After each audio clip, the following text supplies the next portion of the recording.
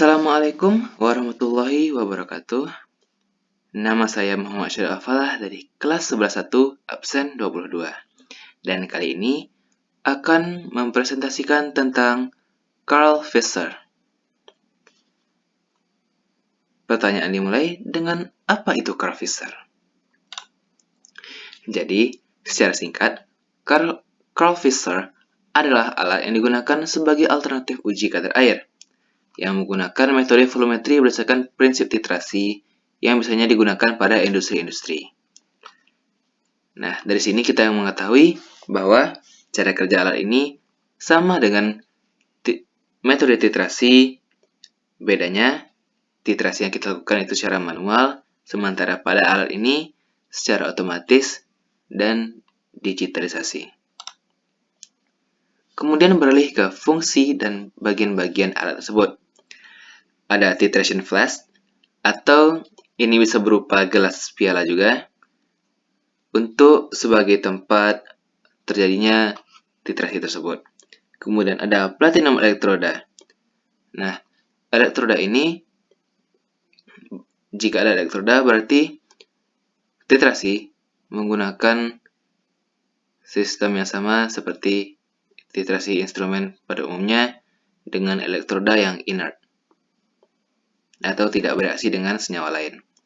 Kemudian ada Carl Fisher reagen yang terdapat pada botol coklat, dan automatic burette atau burette otomatis yang akan menyalurkan larutan ke titration flask.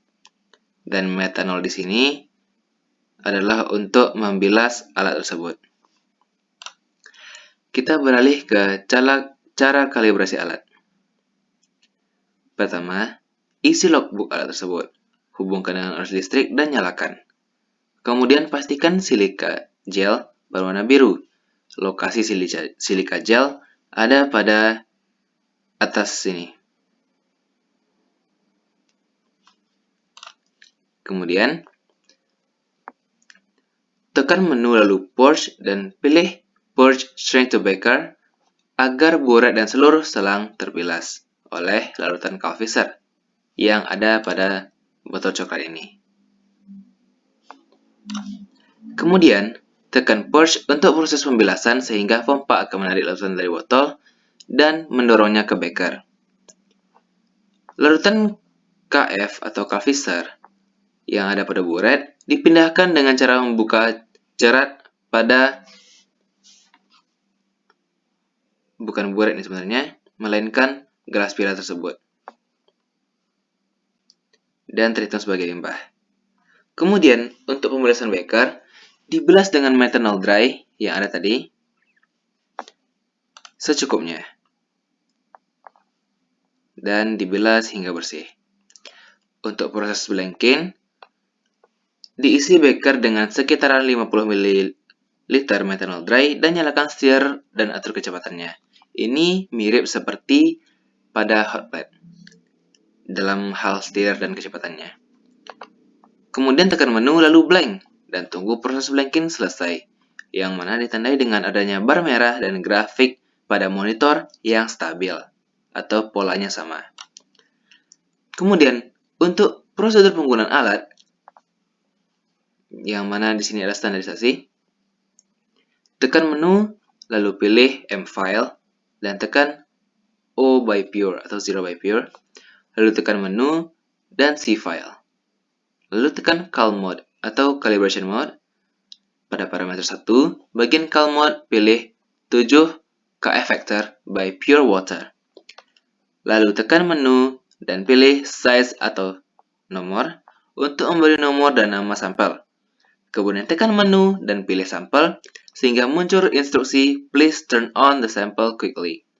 Nah, saat instruksi ini muncul, terlebih dahulu suntikan atau syringe ini yang telah berisi air sebelum diinjeksikan ditimbang terlebih dahulu sehingga kita dapat berat awalnya dan diinjeksikan 1-2 tetes ke dalam beker dan tekan titration pada alat Carl Fisher tadi. Lanjut, timbang kembali suntikan atau syringe tadi yang telah berkurang airnya karena telah diinjeksi Dan saat titrasi berlangsung, tekan size lalu masukkan selisih bobot penimbangannya. Jadi kita tahu berapa bobot dari 1 atau 2 tetes air yang kita masukkan tadi. Kemudian, tampilan layar monitor akan sama seperti pada proses saat blanking.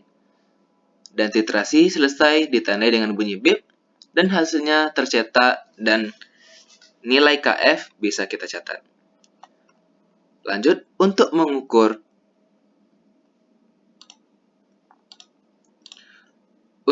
kadar air sampel, pertama-tama kita tekan menu dan pilih M-File. Cara ini mirip seperti sebelumnya, dan pilih salah satu sebagai master file, dan isikan analysis name, atau nama sampelnya. Misalnya kita ambil kecap.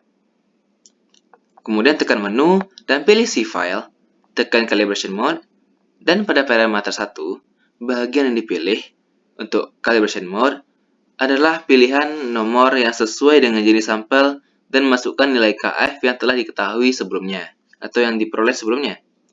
Kemudian, tekan menu dan pilih size atau nomor dan beri nomor dan nama sampel.